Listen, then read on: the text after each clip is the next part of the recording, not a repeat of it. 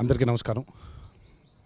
Janata garage సినిమాని మొదలుపెట్టినప్పుడు నేను, డైరెక్టర్ గారు, మా ప్రొడ్యూసర్స్ మేము అందరూ అనుకుంది అందులో హీరో వాడే బైక్ ఏదైతే ఉంటుందో దాన్ని లాటరీగా తీసి చారిటీకి ఉపయోగిస్తే బాగుంటుంది అని. అండ్ ఈరోజు ఆ లాటరీని తీయడం జరిగింది. ముందుగా దీంట్లో పాల్గొన్న అందరికీ నా ధన్యవాదాలు. అండ్ ఏదైతే దాని పట్ల డబ్బు ఏదైతే కలెక్ట్ అయిందో అదొక నోబెల్ కాజ్కి వాడదామని మేము మొదటి నుంచి అనుకున్నాం.